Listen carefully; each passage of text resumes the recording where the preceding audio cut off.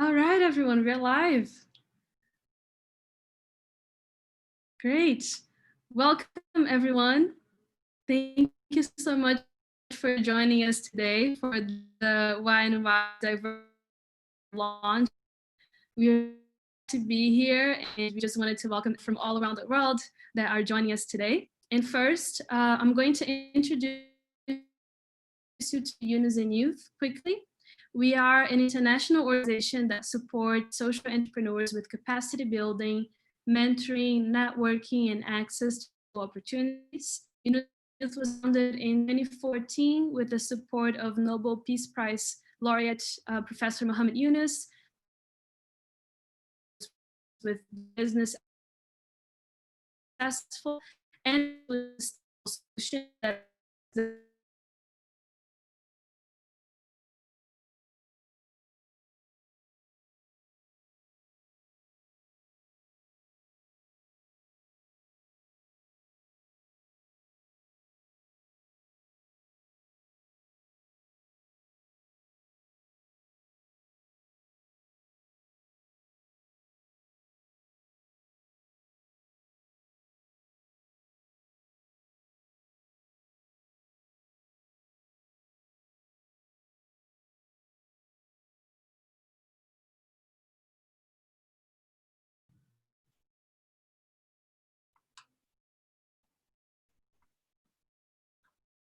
Sorry about my internet connection.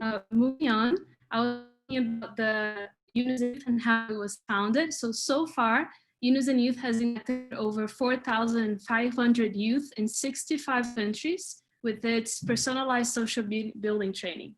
Today, we have invited a few fellows to share their experience with diversity in social entrepreneurship. And our goal here is to discuss the importance of fostering diversity to ensure an inclusive and sustainable future through businesses.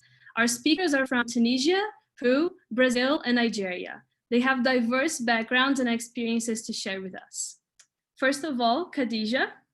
She is the CEO of Hawkar, a Tunisian startup building an accessible, adapted, and sustainable electric vehicle for people with reduced mobility. Being in a wheelchair did not prevent her from being active in life. She has set herself a mission to make the freedom of mobility accessible to all so that everyone can be included in society without any discrimination. Diego is Peruvian, an ecofeminist, cisgender gay man, social entrepreneur, and youth girls advocate. Biologist focused on biodiversity and climate change governance. He has 7 years of professional experience and 10 years promoting projects and processes of social and ecological transformation.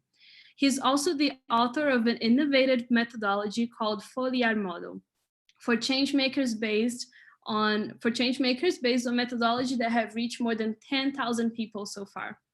Arthur is a partner and founder at Afro Saúde, a social business that seeks to address racial inequalities in the health system in Brazil. He also teaches at the specialization course in collective health with emphasis on family health, and is a master's student in health, environment, and work at Federal University of Bahia, family health specialist at FEFSUS Fiocruz. He's a dentist, graduated from the Baiana School of Medicine and Public Health as well. And lastly, Bucci is a social entrepreneur and advocate for the social and economic development of women. She's the founder of The Amazing Woman, a social enterprise focused for the purpose of ensuring empowerment and personal development of women and mothers. She believes that women are a powerful part of society and all must be done to ensure that they take their place and play their role in the development of our society. So during the panel, don't forget to post your questions and comments on the YouTube chat box, as we can see them all and we can read them as well. And also on Twitter using the hashtag Y&Y Diversity Manifesto launch. We will randomly select a Twitter handle to receive our full online social entrepreneurship essentials toolkit. So don't forget to tag us, again, using the hashtag YY Diversity Manifesto launch. So without further ado, let's give a big clap to our speakers, a virtual clap. Thank you guys so much for being here once again. And to start, I want to pass it on to the speakers to talk a little bit about the importance of diversity for social impact in each of their experiences. So let's start with Khadija. Do you want to share with us? Yes, of course. Diversity is good and important and in businesses and even more in social businesses because combining different cultures, experiences, etc., broaden understanding for consumers' needs. It improves the connection with the clients.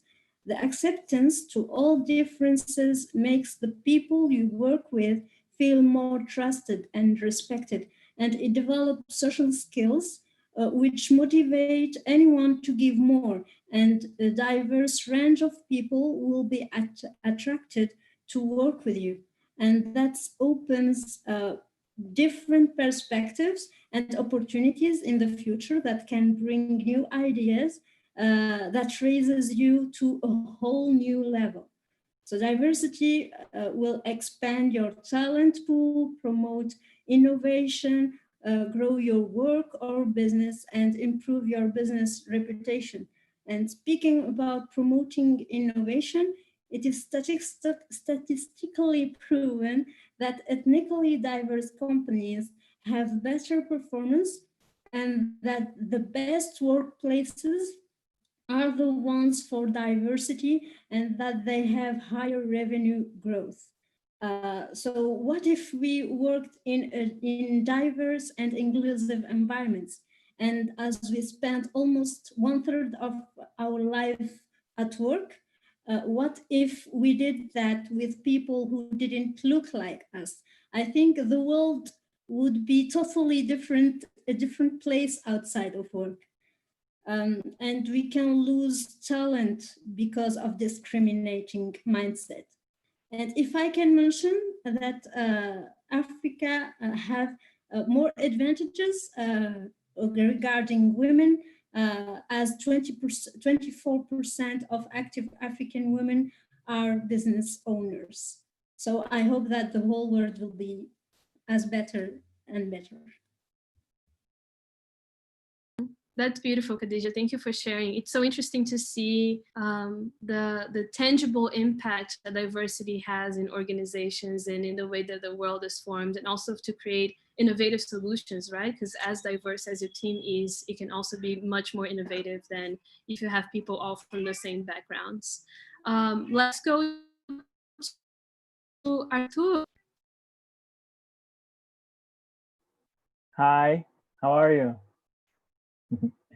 Thank you so much. I'm so glad to be here. Yeah, Artur, do you want to share a little bit more about what do you think is the importance of diversity for effective social impact in your experience? Yes, sure. As Yasmin said, I'm the head of a social business called Afro Saúde. In English, is Afro Health. So our social business is all about diversity and inclusion because we talk about races in the health area.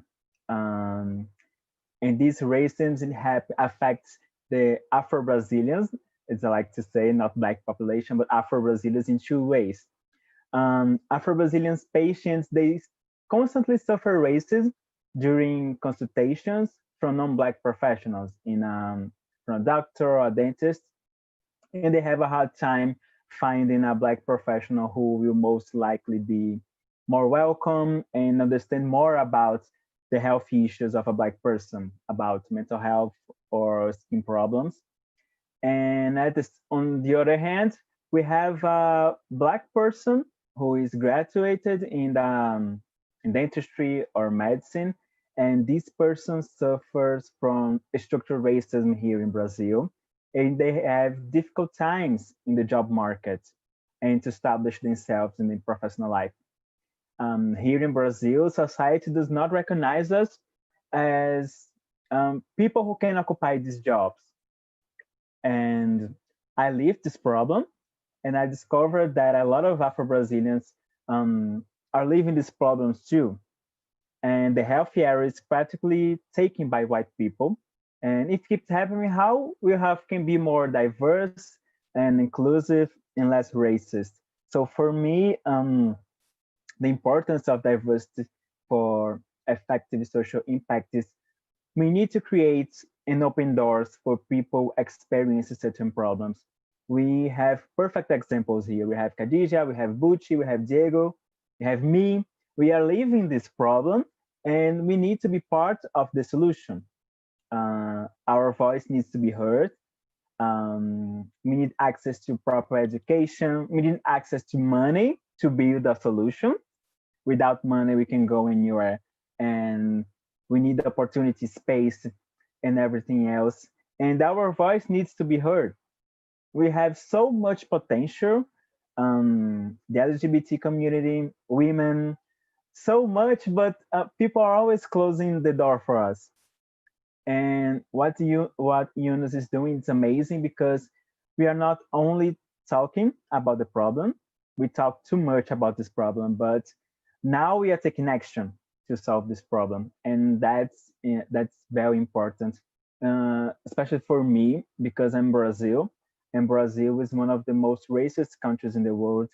One of the most, I think, the first who kills most transsexual people is Brazil. So for me, being here and being at this space is very important. So thank you so much for this. Awesome. Thank you so much, Artur. The way that you guys are resilient and courageous and pioneers really to own your own story and who you are in its fullest and use it as a source of strength to actually go and create the change that you want to see. This is very, very inspirational. And it's so great to see how courageous and how resilient you guys are. This really inspires us. All right, let's go to Diego. Diego, do you want to talk a little bit more about what you do and also the importance of diversity for social entrepreneurship in your perspective?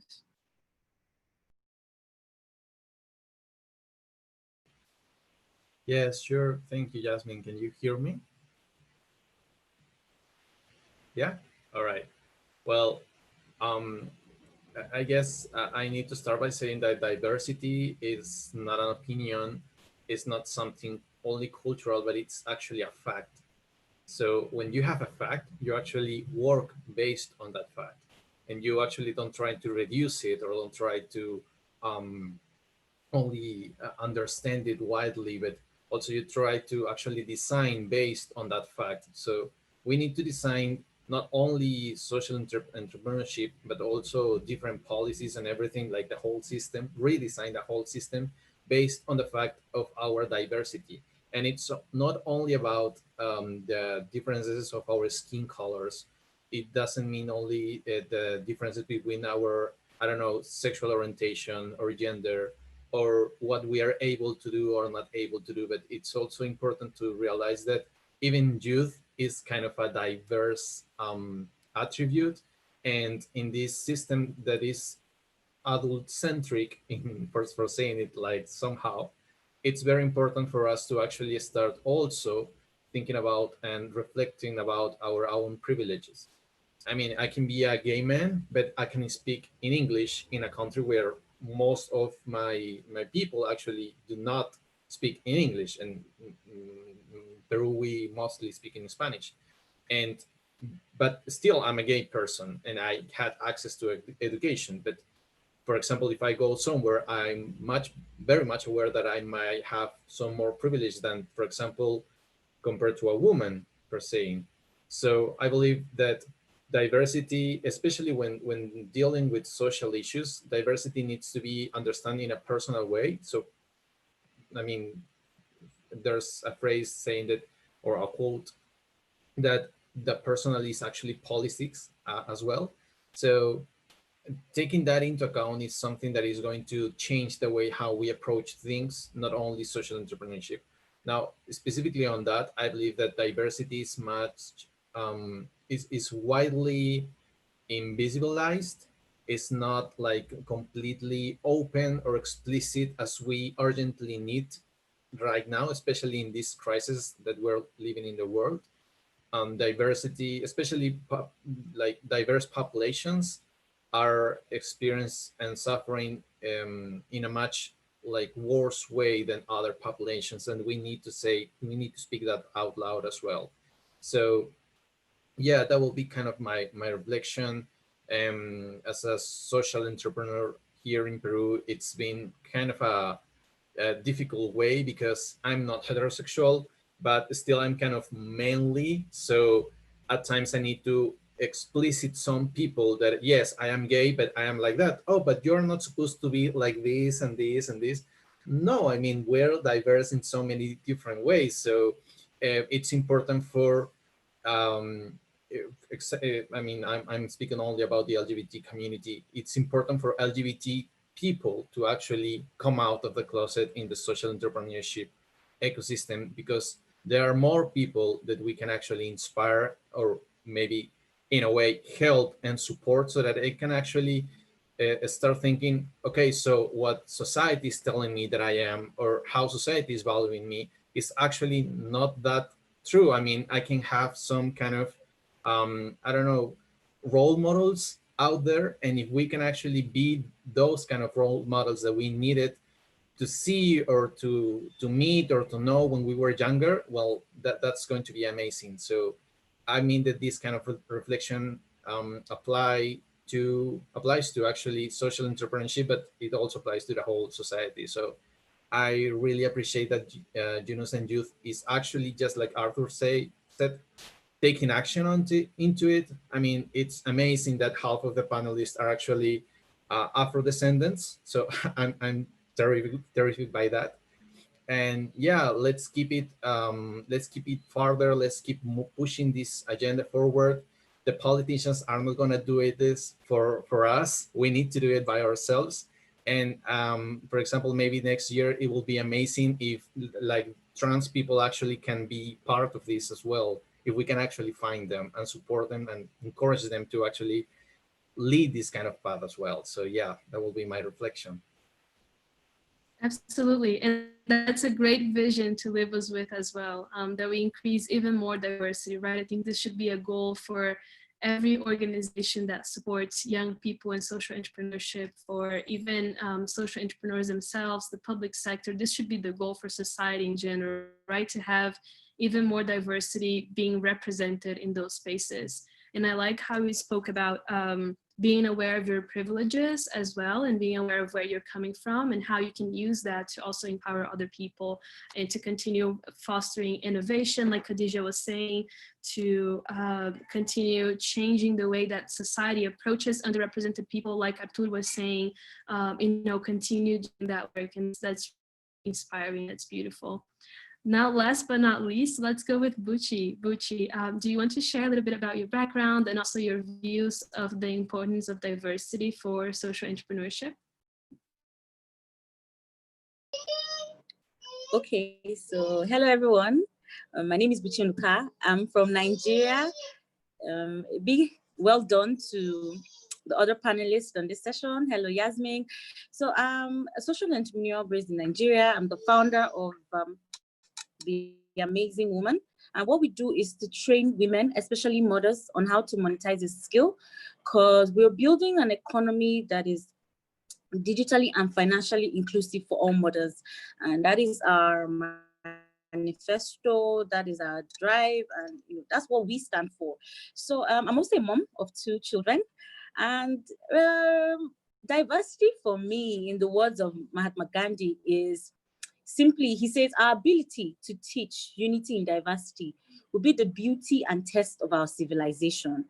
Diversity is not just important for effective social impact, it is essential for it. So we cannot treat diversity as a nice to have. It's a must have. It's something that every society, every social impact business, every modern economy should look at. Because if you're not having a society that is diversely inclusive, you have things, you to cost the society more money in fixing the problems that are caused from societies that don't have structures that welcome diversity. So whether you are Black, Hispanic, whether you're Latino, whether you're male or female, you're LGBT, the core of a diverse culture or a diverse society is that it welcomes everybody, it's inclusive, it's the party that we all get invited to. Simply, it's a safe space. So for me, diversity is being different, but also understanding that in that difference, there's purpose. In that difference, there's a common goal and there's uniqueness. So, but now it's unfortunate that the world we live in has long seen diversity as a negative thing or a cause for conflict. People are often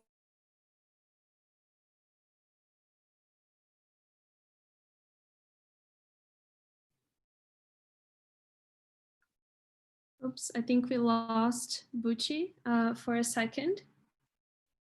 I wanted to thank the fellows who are joining us and making comments. Hello, everyone. It's so good to see everyone here. Fellows from already all over the world are joining us already. And I also want to read a comment that Sashka made for Diego. She's saying, yes, that's so true. So she was agreeing with what Diego was saying and saying there are so many LGBTQ plus people working on social entrepreneurship, but not living openly. Diego, do you want to comment on what Sashka was saying, and maybe Artur as well? Yeah, so it's Sashka, right? Yeah, Sashka. So Sashka, thank you very much for your comment. Yeah, that's the issue. It's that we're still very much afraid of coming out to the closet. And you would say that maybe the social entrepreneurship ecosystem is actually kind of a safe zone for diversity. But when you start meeting these LGBT people that is like they haven't come out to the come out of the closet, then you do realize it's not only about having a safe zone, but it's also about having the agency within yourself to actually come out. So how do we deal with that, considering especially heterosexual people? Can you actually like make charge of your own privilege and actually support the people that is on the other side of the road? So um, yeah, this frightening experience of coming out of the closet I mean, there shouldn't exist a closet, obviously, but still, we need to actually realize that it's not only about having a safe zone and saying, yes, this is a diverse place and everything, but we need to take it to the personal level. And that's quite challenging for every single person. So I would like to invite actually the heterosexual audience that we have right now to actually think about your own privilege and how you can actually take it to the next level in terms of the people that is not actually like you. Beautiful. Thank you, Diego. Artur, do you want to add anything?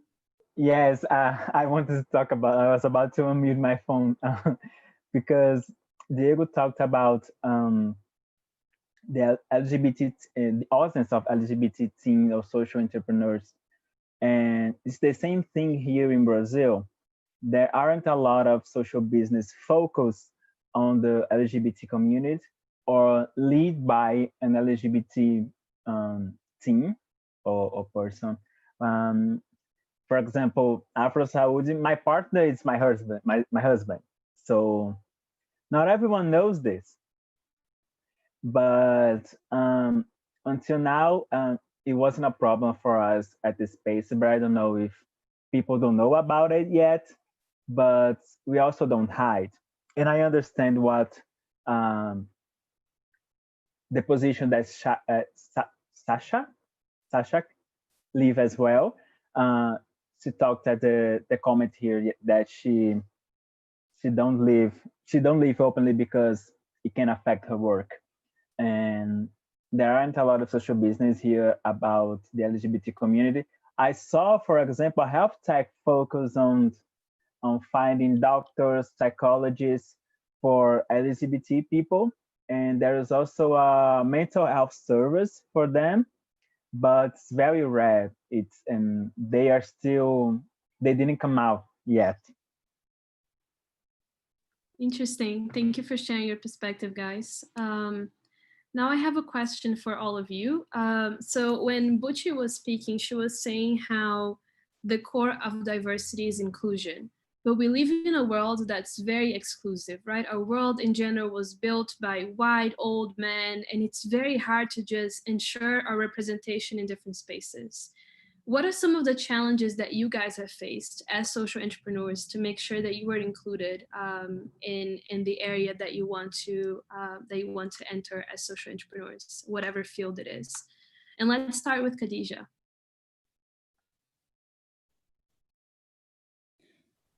You know, social inclusion is the opportunity to learn, work, engage, and have a voice to improve physical and mental health. And during my life, being in a wheelchair, I really find some difficulties in doing that, because you know the look of people, how they look at you, and how they judge you because you're a person with disability. They judge your disability before they judge your skills or your ability to do something, and that was hard for me. And that's what made me choose and change from trying to find a job and trying to be included in the society to make my own startup to try to include people with disability like me. So that was the main challenge I had. But after that, when I started my startup with my team and my co-founder, everything changed. Actually, when I present my project or my startup in front of jury or investors or anything else or partners, they never judge my project on my disability or my appearance. It changed completely. So they judged our experience, what the business is going to do, and they go deep in our idea. So after that, all the challenges I had before with the disability completely disappeared. And it was only an everyday life with everyday challenges without any discrimination for the disabled. But still, it has to change for people, normal people that want to work, not because they are disabled that they don't have the right to have a physical and mental health and to improve it. So that's it. Awesome. Thank you for sharing, Khadija. It's great to see how you felt empowered and strengthened through social business, even in your disability. That's a beautiful story. What about everyone else's experience? What are some of the challenges that you have faced as social entrepreneurs to make sure that you were included in the area that you want to work in?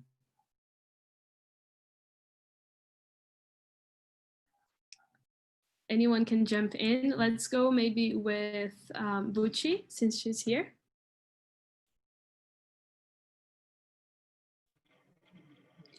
Thank you, Yasmin. Thank you, Yasmin. I think the biggest challenge of being a social entrepreneur here in Nigeria or in Africa would be, and especially as you know, if you're a woman, is more, you are seen as being too much. Now, I use the word too much because oftentimes women who are ambitious, women who want to shatter glass ceilings, women who want to pursue, label the mother or wife, etc., or or a homemaker, you are seen as aspiring for things that are too much, and you often get people say to you, "Oh, step down a notch, slow down." You wouldn't find anybody who can tolerate it. So they are, while they feel that they are advising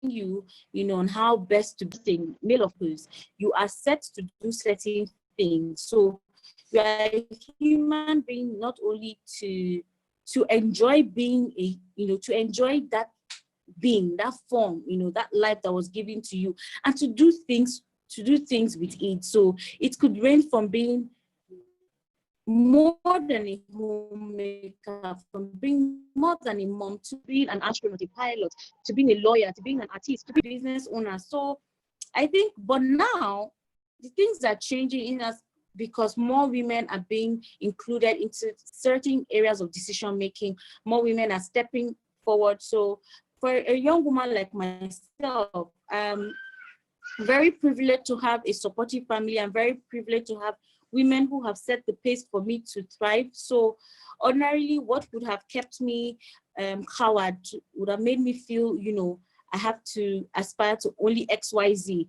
But now I see that I can aspire from A to Z, that there's a window of opportunities. I can shatter glass ceiling. So while there are, you know, societal and patriarchal and familiar hindrances as a social entrepreneur or a woman in Africa or in Nigeria and West Africa, we also have supports.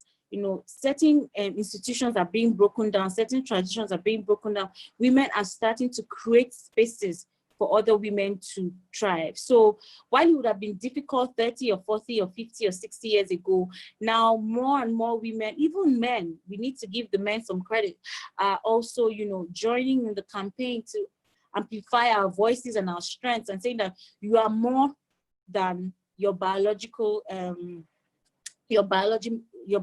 makeup. You have a brain, you can do things, you can create ideas, you are worthy of being, you know, in politics, in being in science, in being in engineering, in being in the creative arts. So your voice matters. We hear you, we see you, and, you know, go and get it. So and that is also the basis of how I have founded the Amazing Woman, to say, you know what, as a collective, woman or man, we have a responsibility to make sure that every mother has an earning power. So you're not just a mother to cater to your family's needs and forget about your hopes and aspirations.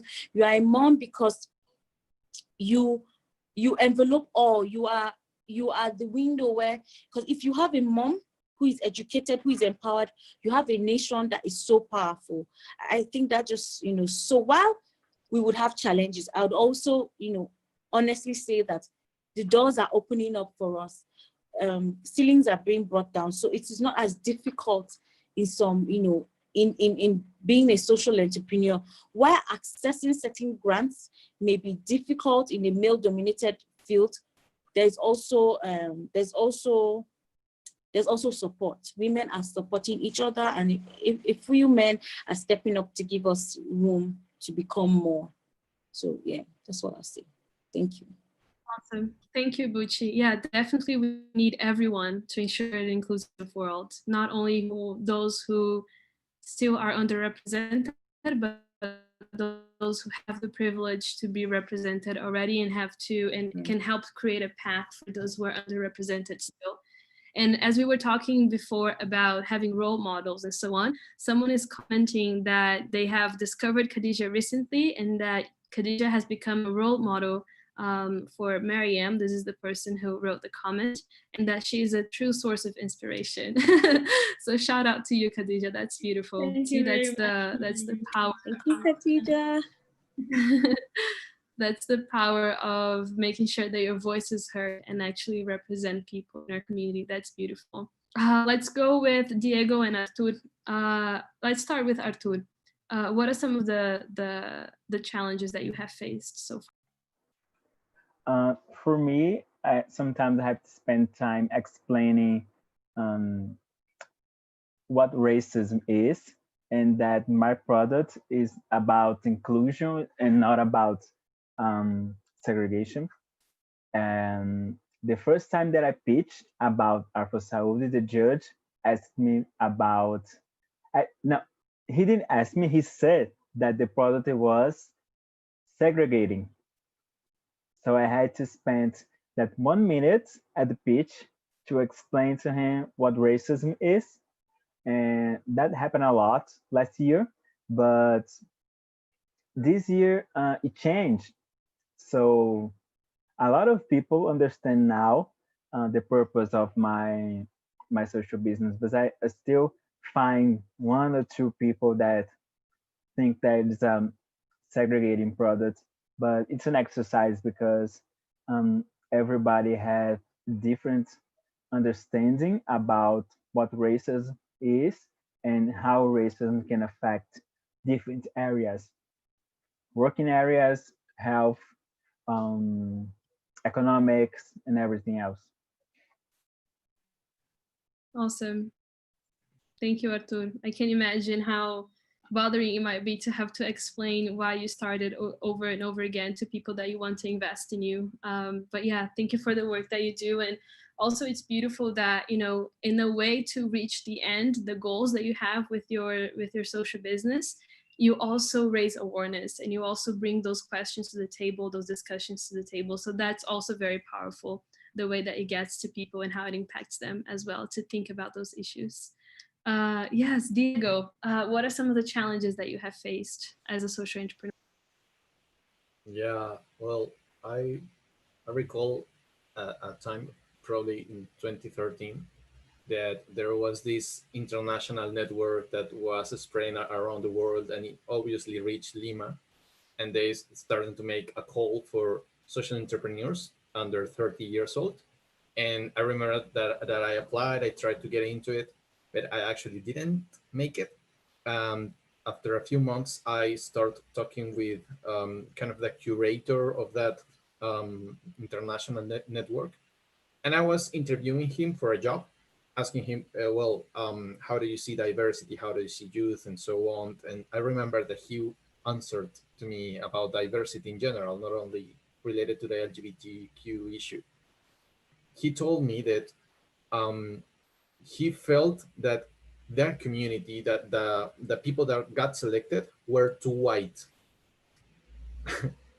and that they wanted to include, to become more inclusion, to become much more inclusion in some way, but that they needed diversity to actually not look that white. I don't know if you get me. So kind of like if adding diversity would be something to look nice or to play nice, but not like acknowledging that if these people is elected and they're all white and probably with a international non-Spanish last name, is because this election process was actually embracing the privileges that they have because of money, because of connections, because of this access to higher education. And I remember that I felt like I'm not going to be the quota for this kind of stupid people. So I'm gonna step aside of these kind of networks for a bit. Now they have changed, I believe. I hope so. But I'm not going to say the name of the international network, but probably it's happening somewhere else as well. But I remember that kind of hurt me a little bit, because I was like, oh my God, so these people that is pretty much like trying to make a change or saying to make a change, and they have connections to these international levels, and obviously also to money and financial opportunities and so on, is thinking like that. So it's like they think that they are making us a favor by including us, and it's not. I mean, it's our right. We have the same rights that they have, and we should have like the same opportunities to access to it. So being Peruvian, I come from a very racist country, of course, and the racism that we have here might be like considered like not that explicit, because obviously I'm kind of brown, I'm not white. So if I go to somewhere or randomly somewhere, people is not going to like attack me or something. It's not like that, but you do see it when you start to try to like gain agency for different purposes. Then you realize, oh, okay, so I'm surrounded by white people, and if you call them white, then they point at you and tell you, oh, okay, you're too violent, you have like bad feelings about this. And no, it's actually saying something that we've been struggling with, that these white people are not actually trying to recognize, to acknowledge. And that's kind of sad, so yeah, that will be kind of one of the challenges that I faced like a year, some years ago.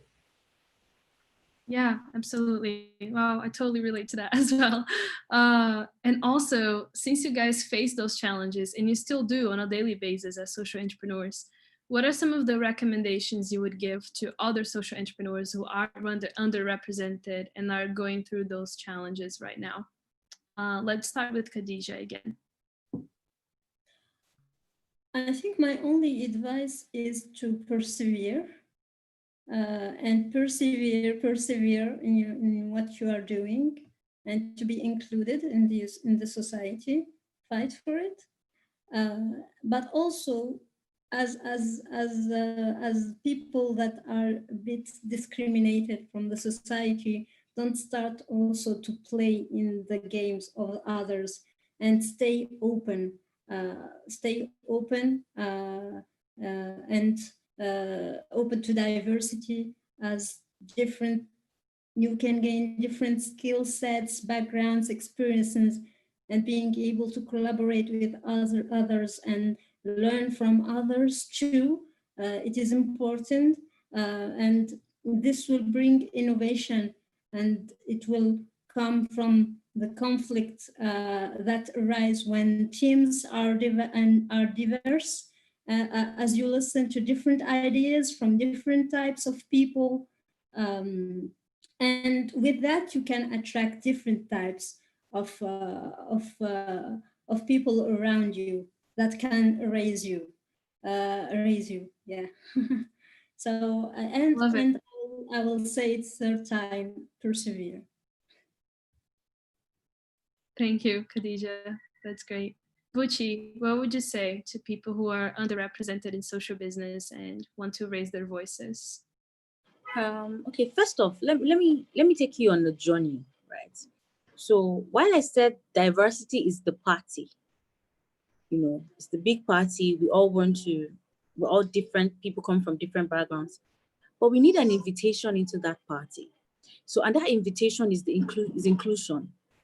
You have to be invited into a world that accepts you, who you are, your diverse nature. So that can only be possible if social entrepreneurs, corporations, big, whatever we can call them, I'm lost, for the word, can collaborate, like what Khadija has said. Let me take you back. There's something interesting with what Diego, Khadija, and Arthur, have said in these few minutes that we have spent. While Diego touches on the fact that people were seen as too white, and because of that, you don't get into spaces that you feel that every change maker should be in. These people are advocating for us. So why am I being referred as too white? One, Otto feels that he has to explain what racism is, the difference between racism and segregation, and how his work is not racist, it doesn't have racist sentiments. I'm just saying that being an Afro descendant, we have needs, we need to be heard. It doesn't mean that I'm saying white people are not good. Then you get to Khadija that's trying to explain to people that I may be, I won't call it a disability, because even in disability, there's ability. So you are blessed with something. I may be, at this point, unable to do certain things like everybody can do. Doesn't mean that I can't do, a lot of things. I'm made for more. So why diversity brings together Arthur, Diego, Khadija, myself. We need institutions, we need change makers, we need social entrepreneurs, we need government to offer us that ticket to the party. And that is inclusion. So we cannot get there on our own. And my advice to every young social entrepreneur is that without diversity, it endangers peace. And that's why you have uprising. That's why we have the Black Lives Matter movement. That's why there are civil wars breaking up, because people feel excluded. Minorities feel that they are not part of the decision making. We feel looked down on because of our race, our ethnicity. I was applying for something and they said, what languages do you speak? I said English, and they said, oh, but you are not a native speaker of English. But I'm like, in my country, we speak more English than our, ethnic languages. But they say, oh, we cannot take you because you're not a native speaker of English. I said, okay, if I'm not, but the white people colonized us, so I can speak English. So there are yardsticks that keep, pushing us away from being inclusive in the decisions that affect our life. So we need a ticket to the party. Make it be a more inclusive society, government, world will create a diversely beautiful world or planet. So that's my advice, if it was an advice, to every social entrepreneur that's upcoming. Yeah. Thank you. I love it, Khadija, Buchi. Thank you so much for sharing that. That's a beautiful metaphor. Awesome, love it. Artur, what recommendations would you give? I loved what Bucci said. I love that. But I would like to complete because, yeah, we need a ticket. The same thing happens in Brazil. For example, there is an open vacancy for a job, and the company says that they are diverse and they are welcome to Black people, trans, and etc. But they put that the person needs to speak Portuguese well, English well, and I don't know, office skills. A lot of Black people don't speak English. This is not inclusive. So yeah, they need to work on that, understanding about what inclusion is. And I agree with Bucci when she said that we need a ticket, but sometimes people won't give us the ticket to the party. So we have to plan our own party. And a lot of people are doing this here in Brazil, bringing the Black community together, because not everyone is going to be invited to the party. It's very, very hard. I think I agree with everything that Bucci said. I would like to add the little detail. Yeah.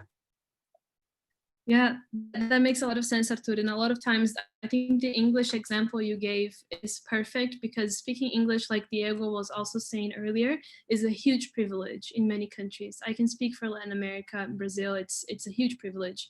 And many times those vacancies require English and you won't even use English in the job, right? So what's the purpose, and what kind of support are you giving to, what's the commitment that you're doing to make sure your team will be inclusive? Are you making any support that that person will learn English then, right? So I think there's it's kind of laziness as well from the perspective of the companies to want to include diversity, but not include any steps to make their company diverse, right?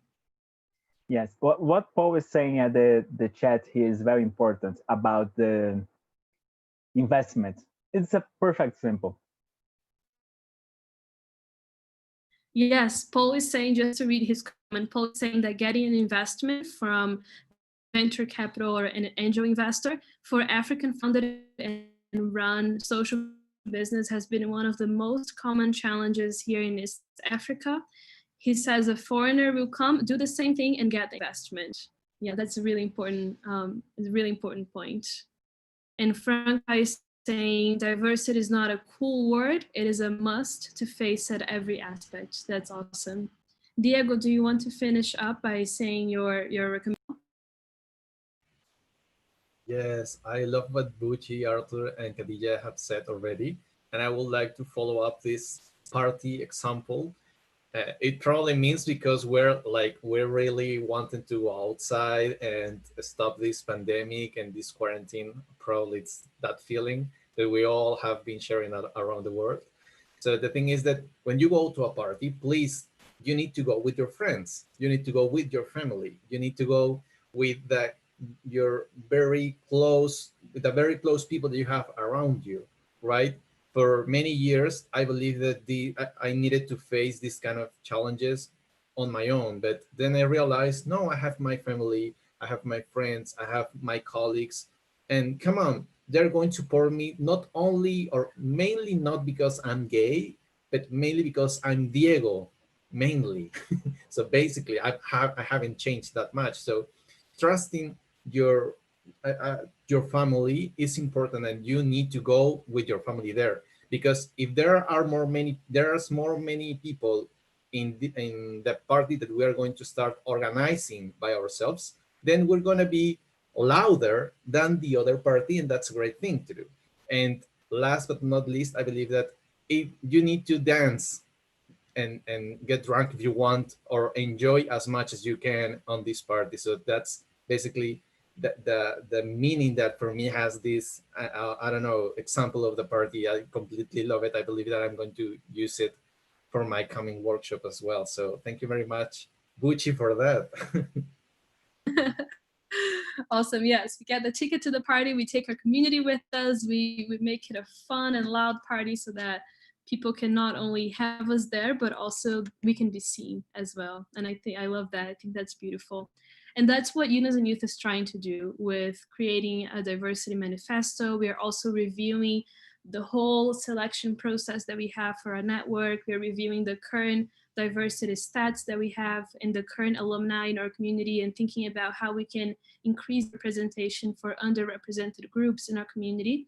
And together with the fellows, we created this diversity manifesto to set out some goals and vision for the diversity that we want to ensure in the Yunus Youth community for the near future. So I'm going to start sharing my screen to show you the manifesto that we've been waiting for in this webinar, and then I'll pass it on to the speakers again for their final remarks.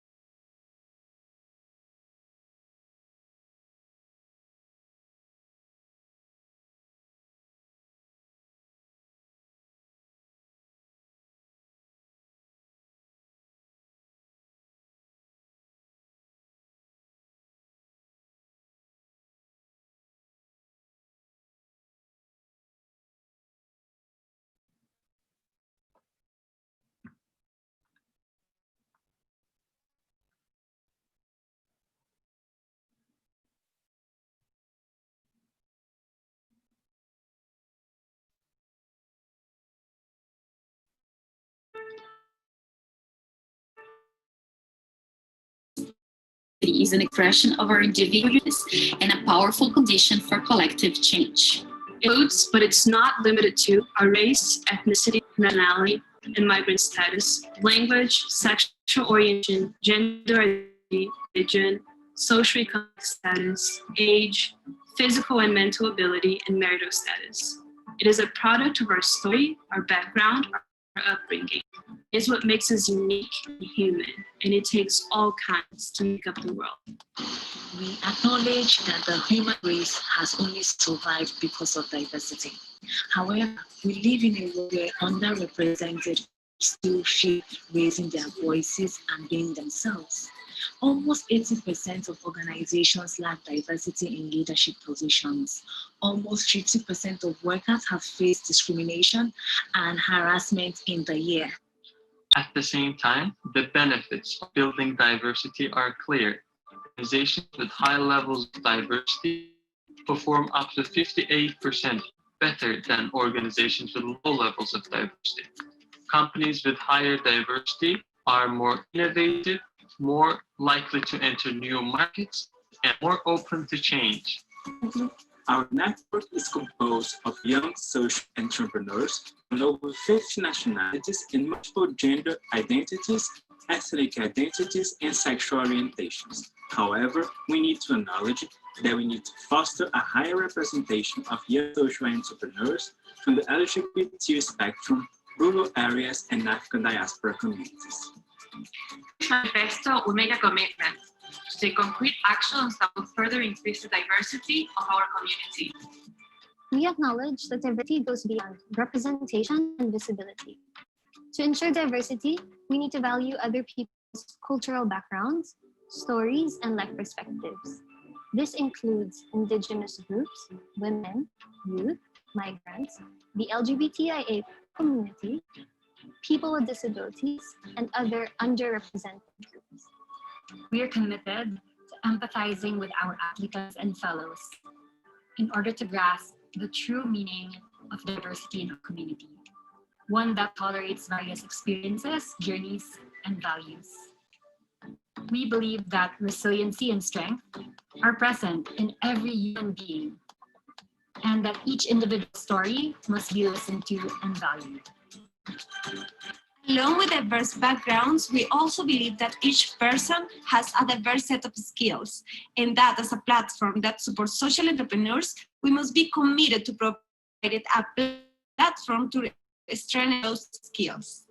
We are committed to creating an open space to listen actively with an open heart. To do that, we will adapt our selection process and evaluation criteria until our network represents the world as it truly is, with various concepts of success, community, and beauty. We value equity over equality and do our very best to ensure that every person interested in joining our network has an equal opportunity to adding accessibility measures at all steps of the process. As part of the selection process, we also look for young social entrepreneurs who share the values outlined in this manifesto. Empathy, commitment, sense of community, so that together we can foster true inclusion in our network.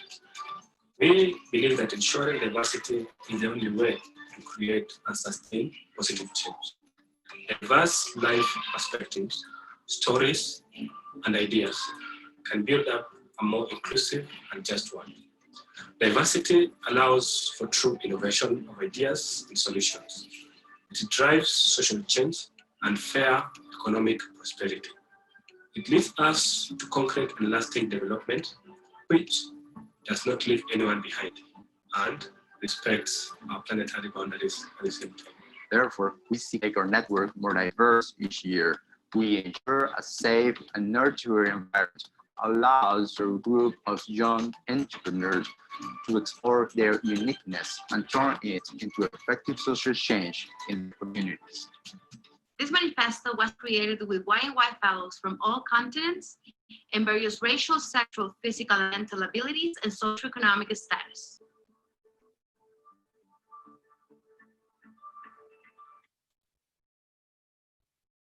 Thank you, everyone. This is our beautiful manifesto. Thank you to all the fellows who helped us build it.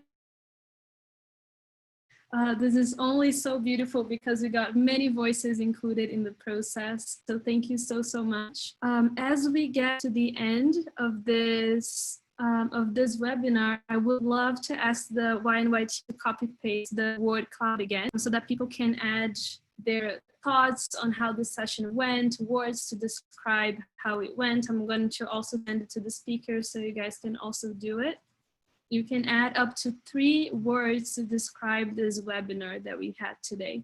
And in the meantime, as you guys do that, our audience does that, I'm going to pass it on to the speakers for their final remarks. So Khadija, do you want to share your final thoughts? I just want to say to everyone that have any project in mind that is part of people discriminated, benefit and take advantage of this. It's really a good opportunity. I've been through a program with Yunus Youth and it's really great. Thank you, Khadija. Awesome. Buchi, what are your final words before we close? I'd say that being the fellow, 2020 fellow has been exciting.